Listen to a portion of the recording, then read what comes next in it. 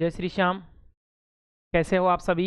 उम्मीद करता हूँ कि आप सभी स्वस्थ होंगे और फिर आपके सामने एक नई क्लास नई वीडियो के साथ हम आए हैं। कुछ स्टूडेंट्स का 2-3 दिन से कमेंट्स आ रहा था कि सर जो आपने सिलेबस अपलोड किया है यूट्यूब पर वो सिलेबस पुराना है।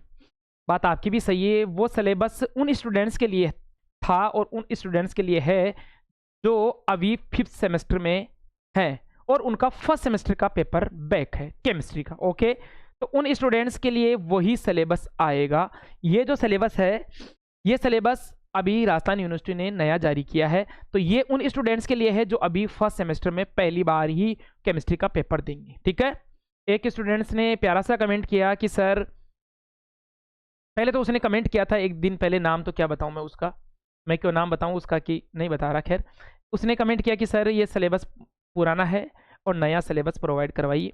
तो यूनिवर्सिटी से जैसे संशोधन हुआ, नई गाइडलाइन आई, तो हम जल्दी से जल्दी आपको ये सिलेबस प्रोवाइड करवा रहे थे, लेकिन थोड़ा सा तकनीकी कारण की वजह से नहीं करा पाए। फिर उसने आज कमेंट किया कि सर आप क्या कहा, वो तो खुद ही समझ गया होगा या मेरा वीडियो देखेगा तो समझ जाएगा। ऐसे फालतू कमेंट्स आप ना करें। भगवान ने आंखें दी है ना देखने के लिए, कान दिए हैं अच्छी अच्छी बातें सुनने के लिए, मुंह दिया है अच्छी बातें बोलने के लिए, तो भगवान ने जो अंगूठे दिए हैं ना, भगवान को मालूम था कि एक ज़माना आएगा, सोशल मीडिया आएगा, तो अच्छी अच्छी चीज़ टाइप करने के लिए दिए हैं अंगूठे, खाने के लिए नहीं दिया है हाथ। सही है ना? तो आप अच्छी अच्छी चीज़ें टाइप कीजिए। आप ऐसे ऐसे कमेंट क्यों करते हो? और जो वो कमेंट्स करने वाले हैं वो सिलेबस नहीं पढ़ेंगे, पेपर भी नहीं देखेंगे, इंपॉर्टेंट क्वेश्चन भी नहीं देखेंगे। उनका काम केवल इतना ही है कि किस यूट्यूब चैनल वाले ने क्या अपलोड किया, क्या अपलोड नहीं किया, और उसकी क्या कमियां हम निकालें। वो खुद दूसरों की कमियां निकालने में लगे रहते हैं और खुद में क्या कमियां हैं उनका अवलोकन नहीं करते। ठीक है, कोई बात नहीं, स्टूडेंट लाइफ है, उसमें थोड़ा बहुत ये चलता रहता है। तो आप इन फालतू कमेंट्स में ध्यान ना देकर, वो वीडियो उन्हीं के लिए बनाया गया था, अगर आपने पूरा देखा हो तो। वो अभी भी मैं कह रहा हूँ कि वो फर्स्ट सेमेस्टर वालों के लिए ही है, लेकिन ओल्ड सिलेबस है वो। तो वो जो 5th सेमेस्टर के स्टूडेंट हैं उन्हीं के लिए है वो। उनका अगर कोई फर्स्ट सेमेस्टर का पेपर बैक है तो वो उस सिलेबस का अवलोकन करेंगे, देखेंगे। और ये जो सिलेबस है अभी जो फर्स्ट सेमेस्टर में स्टूडेंट बैठे हैं उनके लिए। ठीक है, तो आज आपको सिलेबस मिल गया है ना, अब आराम से सारे दिन रात एग्जाम के लास्ट तक आप सिलेबस पढ़ते रहो। एग्जाम की क्वेश्चन मत करना, वहाँ एग्जाम में भी सिलेबस उतारे रहना। नंबर तो सिलेबस से ही मिलेंगे ना, क्वेश्चन आंसर से थोड़ी मिलेगा। ठीक है, तो आ जाइए आप बिना समय व्यतीत किए हुए बात करते हैं फर्स्ट सेमेस्टर के केमिस्ट्री के सिलेबस की। ओके, क्या डिटेल्स हैं सेमेस्टर फर्स्ट और केमिस्ट्री पेपर जो है, chemistry of S block elements, noble gases, nuclear chemistry, fundamental of organic chemistry, stereochemistry, mathematical concept and chemical kinetic. मतलब ये जो बुक है या इस सेमेस्टर में हमें जो नोबल गैसें हैं उनके बारे में, और केमिस्ट्री जो ऑर्गेनिक केमिस्ट्री है उसकी आधारभूत संरचना क्या है, और इसके अलावा एस ब्लॉक और पी ब्लॉक के जो एलिमेंट्स हैं आवर्त सारणी में उनके बारे में अपने को अध्ययन करना है। तो देखिए, पहला चैप्टर यूनिट फर्स्ट का पहला चैप्टर क्या कह रहा है, periodicity of S and P block elements. Okay, जिसमें effective nuclear charge, shielding of screening effect, मतलब स्क्रीनिंग जो प्रभाव है उसके बारे में, साल्टर का जो रूल है, variation of effective nuclear charge in periodic table, मतलब विभिन्न प्रकार की जो विभिन्नताएं हैं आवर्त सारणी में उनके बारे में अध्ययन करना है। ऑटोमिक रेडियल वांडरवाल बल, जो वांडरवाल समीकरण है, वांडरवाल्स जो बल है उनके बारे में पढ़ना है। Ionic and crystal radially covalent radii, और इसके अलावा ionogenic enthalpy, successive ionogenic enthalpy and factor और इफेक्टिंग ऑफ आइनोजेनिक्स एनर्जी, मतलब जो ऊर्जा के विभिन्न प्रकार के रूपांतर हैं उनके बारे में पढ़ना है। इसके अलावा application of ionization enthalpy, electron gain enthalpy के बारे में आपको अध्ययन करना है। अलग अलग प्रकार की जो एंथैल्पी होती है उसके बारे में पढ़ना है। Electron gain enthalpy and Mulliken's Jaffe electronegativity scales, variation of electronegativity with van der Waals समीकरण। ठीक है ना। Partial charge, hybridization group of electronegativity and Sanderson's electron density ratio, इसके अनुपात के बारे में पढ़ना है, ठीक है ना। दूसरा है periodicity and properties of p block elements with special reference, मतलब आवर्त सारणी में जो पी ब्लॉक के जो तत्व हैं उनकी क्या महत्वता है। Atomic and ionic radii, ionization, energy, electron affinity, electron जेनेटिसिटी, डाइजोनल्स रिलेशनशिप और कैटाइंस के बारे में पढ़ना है। ओके, कैटाइंस के बारे में पढ़ना है। दूसरा जो चैप्टर है, अगला जो चैप्टर है वो एस ब्लॉक एलिमेंट्स को लेकर है। एस ब्लॉक एलिमेंट्स की क्या क्या प्रॉपर्टी है, एल्किली और एल्काइलिन अर्थ मेटल्स, जो एल्किली और एल्काइलिन जो कार्ब धातु यौगिक हैं उनके बारे में पढ़ना है। Diagonal relationship, salient feature of hydrides, solvation and complexation, tendencies including in their functions and biosystems and introduction of alkyl and aryls. Alkyl और एरिल्स की जो संरचना है उनके बारे में आपको पढ़ना, ठीक है ना। ये यूनिट फर्स्ट के दो चैप्टर, जो एक पी ब्लॉक से संबंधित था बेटा और एक एस ब्लॉक से संबंधित था। नेक्स्ट देखेंगे यूनिट सेकंड की बात। यूनिट सेकंड का पहला चैप्टर है some important compounds of p block elements, कुछ विशेष महत्वपूर्ण यौगिक पी ब्लॉक के कुछ महत्वपूर्ण कार्बनिक यौगिक कौन कौन से हैं। Hydrides of boron, diborane and higher boranes, मतलब बोरॉन के हाइड्राइड्स और डाई बोरॉन्स और higher boranes, borazine, borohydrides, fluorine, carbides, fluorocarbons, silicates, उनकी स्ट्रक्चर और उनके प्रिंसिपल, मतलब उनकी संरचना और उनके सिद्धांत के बारे में, जो मैंने अभी जितने पी ब्लॉक के एलिमेंट्स बोले जिसमें हाइड्राइड्स है, बोरॉन है, डाई बोरॉन है और हायर बोरॉन्स हैं, उनकी संरचना, और फ्लोरीन भी है, उनकी संरचना और उनके सिद्धांत के बारे में पढ़ना है। Tetra sulphur nitrate, basic properties, halogens, interhalogens and polyhalides, मतलब पॉलीहेलाइड्स, हेलोजेंस और इंट्राहेलोजेंस हैं, उनके आधारभूत लक्षण, बेसिक प्रॉपर्टीज पढ़नी है। हेलोजेंस जो ClBrIF और जो F होते हैं ना, क्लोरो, ब्रोमो, आइडो, फ्लोरो, उनके आधारभूत प्रॉपर्टीज, आधारभूत गुणों के बारे में हमें अध्ययन करना। इसके बाद में दूसरा चैप्टर है यूनिट सेकंड का, केमिस्ट्री ऑफ नोबल गैसें। जो नोबल गैसें हैं, उत्कृष्ट जो गैसें हैं, जीनोन, हीनोन, रेंडोन, जो उत्कृष्ट गैसें हैं, उन उत्कृष्ट गैसों की क्या रासायनिकी है, क्या केमिस्ट्री है, इसमें क्या क्या पढ़ना है हम अपने को। Chemical properties of noble gases, उनकी क्या संरचनात्मक है इकाई है। केमिस्ट्री ऑफ जीनोन की chemistry, structure and bonding in xenon compounds, मतलब उनकी संरचना और उनके बंध, जीनोन जो यौगिक है, जीनोन से संबंधित जितने भी यौगिक हैं उनकी संरचनाओं का आधारभूत अध्ययन करना है। इसके अलावा न्यूक्लियर केमिस्ट्री, नाभिकीय रसायनिकी, जिसमें फंडामेंटल पार्टिकल्स ऑफ न्यूक्लियस, जिसमें न्यूक्लियॉन्स पढ़ना है, concept of nucleus and its isotope, isobars and isotones with special exam, मतलब जो आइसोटॉप और आइसोबार्स होते हैं उनके स्पेशल एग्जाम के साथ अपने को अध्ययन करना है। फोर्सेज अपोर्टिंग बिटवीन न्यूक्लियस, जिसमें NN, PP और NP जो बंद होते हैं, NN बॉन्ड, NP बॉन्ड और PP बॉन्ड, उनके बारे में qualitative ideas of stability of nucleus, NYP ratio, NYP जो अनुपात है उनके बारे में अपने को पढ़ना है। रेडियो केमिस्ट्री में natural and artificial radio active, मतलब जो प्राकृतिक और कृत्रिम जो रेडियो एक्टिवता है उसके बारे में। Radio active series, radio active displacement law, radio active density rate, half life and average life, अर्ध आयुकाल और औसत आयुकाल, रेडियो एक्टिव जो तत्व हैं उनका अर्ध आयुकाल ज्ञात करना और उनका औसत आयुकाल ज्ञात करना। Nuclear binding energy, mass effect and calculate of defect and binding energy, जो बंधनात्मक ऊर्जा है उसके बारे में पढ़ना है, उसकी गणना करनी है। न्यूक्लियर रिएक्शन, नाभिकीय अभिक्रियाएं, separation, nuclear fusion brief discussion, atom bomb, जो नाभिकीय संलयन अभिक्रियाएं हैं जैसे एटम बम के बारे में उनका अध्ययन करना है। Nuclear reactor and hydrogen atom, मतलब नाभिकीय संयंत्र हैं उनके बारे में अध्ययन करना है और हाइड्रोजन जो एटम है उनके बारे में अध्ययन करना है।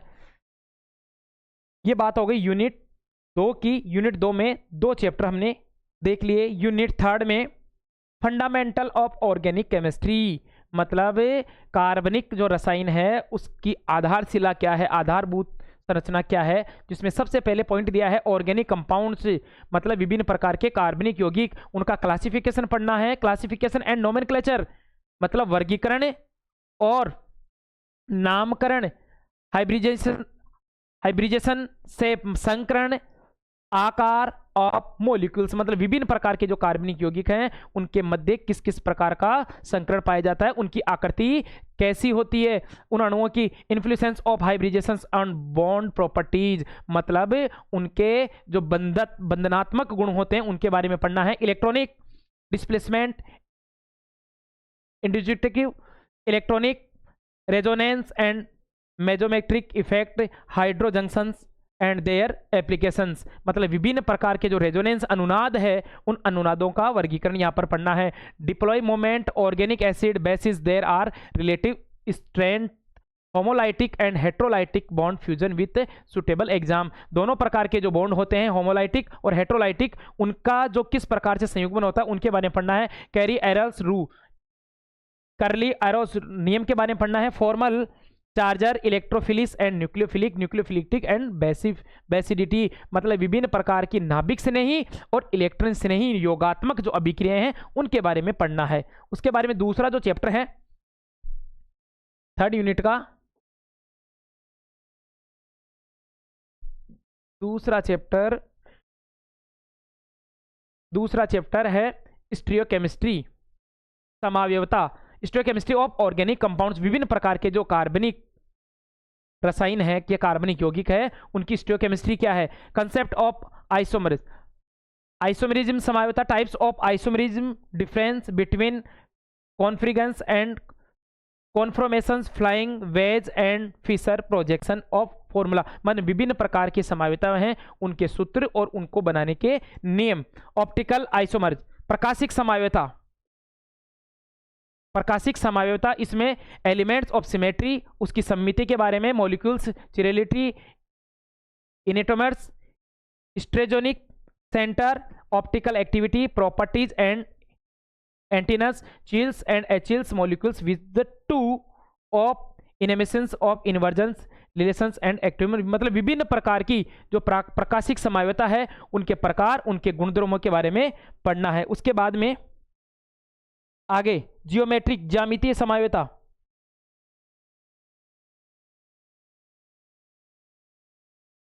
जियोमेट्रिक आइसोमरिज्म उसका डिटर्मिनेशन पढ़ना है। कॉन्फ्रिगेशंस, जियोमेट्रिक आइसोमर्स और सिस और ट्रांस रूप मतलब विभिन्न प्रकार के जो कार्बनिक यौगिक हैं उसके सिस और ट्रांस रूप में और ई और Z systems, nomenclature, geometrical isomerism in oximes and alkyl size compound मतलब विभिन्न प्रकार के जो ऑक्सीजनित और एल्किली जनित जो कंपाउंड यौगिक हैं उनके बारे में आपको अध्ययन करना है। उसके बाद में रिलेटिव एंड एब्सोल्यूट कॉन्फ्रिजेंस इस सीक्वेंस रूल DYL रूप मतलब जो आप डी रूप और एल रूप पढ़ते हो ग्लूकोज के विभिन्न प्रकार के कार्बनिक यौगिकों के, तो उसमें डी रूप, एल रूप, आर और एस रूप सिम्टम्स ऑफ नोमेनक्लेचर मतलब किस लक्षणों के कारण आप उनका नामकरण करते हैं उनके बारे में पढ़ना। उसके बाद में जियोमेट्रिकल आइसोमरिज्म में ये तो हो ही गया अपना।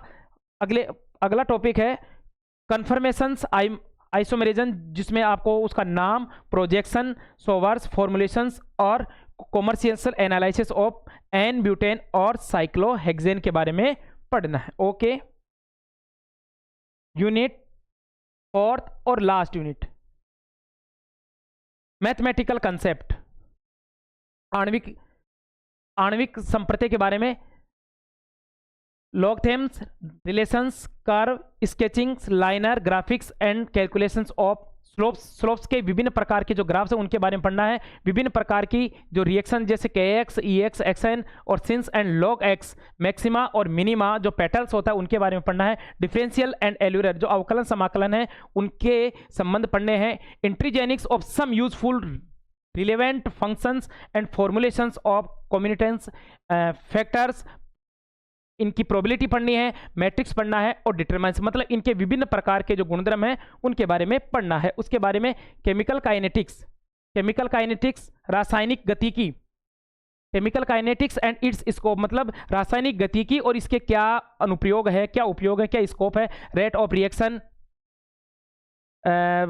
अभिक्रिया की गति, अभिक्रिया की दर, factor including their rate of reactions, concentrations मतलब सांद्रता, temperature, pressure, solvent, light and मतलब अभिक्रिया की गति को प्रभावित करने वाले कारक पढ़ने हैं, जिसमें इन्होंने दिया है कि सांद्रता किस प्रकार से अभिक्रिया की गति को प्रभावित करती है। फिर टेम्परेचर, प्रेशर और सॉल्वेंट, लाइट एंड कैटालेज मतलब उत्प्रेरक, प्रकाश, ताप, दाब, आर्द्रताएं ये किस प्रकार से अभिक्रिया की गति को प्रभावित करती है, ये इसमें पढ़ना है। Concentration dependence of the rates मतलब कंसंट्रेशन किस प्रकार से दर को प्रभावित करती है। Mathematicals characters of simple chemical reaction, zero order मतलब विभिन्न प्रकार की जो हम अभिक्रियाएं पढ़ते हैं, शून्य कोटि की अभिक्रियाएं, प्रथम कोटि की अभिक्रियाएं और द्वितीय कोटि की अभिक्रियाएं, वो यहां देखने को मिल गई। Zero order, first order, second order and pseudo order. कूट जो अभिक्रियाएं होती है उनके बारे में, half life and mean life मतलब अर्ध आयुकाल और मध्य आयुकाल के बारे में भी हमें पढ़ना है। Determination of the order of reaction, differential method, method of integration, method of life, half life, अर्ध आयुकाल, isolations methods, radioactive decay of first order, phenomena मतलब विभिन्न प्रकार के फिनामोन्स का आपको अर्ध आयुकाल ज्ञात करना है। उसके बाद में experimental method of chemical kinetic, जिसमें कंडक्शन मैट्रिक, फिनोमेट्रिक, ऑप्टिकल मैट्रिक और पॉलियोमेट्रिक विभिन्न प्रकार के जो ये सहसंबंधता सिद्धांत है उनके बारे में पढ़ना है। स्पेक्टर फोटोमेट्रिक मेथड के बारे में पढ़ना है। थ्योरीज ऑफ केमिकल काइनेटिक विभिन्न प्रकार की जो उष्मागतिकी जो नियम है, उष्मागतिकी के सिद्धांत है उनके बारे में उन सिद्धांतों के बारे में पढ़ना है। Effect of temperature on rate of reaction मतलब अभिक्रिया की जो गति है उस पर तापमान का क्या प्रभाव, उसके बारे में पढ़ना है। Reaction RNS equation important, RNS की सिद्धांत या आरएनएस जो समीकरण है, इक्वेशन है। Concept of equation of energy मतलब ऊर्जा पर इसकी जो ये सिद्धांत है इसका क्या संप्रत्य है। सिंपल कोलिजन थ्योरी सामान्य कोलिजन सिद्धांत, base of hard sphere model, transition state theory जिसमें equations of hypothesis, expression of the rate of concentration base of equations, concentrate of their thermodynamic aspect मतलब उष्मागतिकी के विभिन्न प्रकार के अनुप्रयोग और दैनिक जीवन में उनका क्या महत्व है, वो हमें उष्मागतिकी वाले लास्ट चैप्टर में आपको पढ़ना है। ये हमारा हो गया फर्स्ट सेमेस्टर का केमिस्ट्री का जो न्यू पैटर्न के आधार पर सिलेबस आया है वो। अब आप चैनल पर इस प्रकार ही बने रहिए क्योंकि कल का जो वीडियो आने वाला है वो इन्हीं टॉपिक में से जो इंपॉर्टेंट क्वेश्चन है 2 यूनिट के कल मिलेंगे और 2 यूनिट के परसों मिलेंगे। इन 4 यूनिट में से 2 यूनिट के जो इंपॉर्टेंट टॉपिक है या इंपॉर्टेंट क्वेश्चन है उनकी क्लास आपको कल मिल जाएगी। और जो भी इंपॉर्टेंट क्वेश्चन आपको मिलते हैं जल्दी से अपनी वर्कबुक में या जो अपनी नोटबुक है उसमें इनको इंपॉर्टेंट क्वेश्चन को लाइन आउट कीजिए और जल्दी से जल्दी अपनी तैयारी में लग जाइए क्योंकि समय बहुत कम है और समय शुरू होता है आपका अब। Thank you.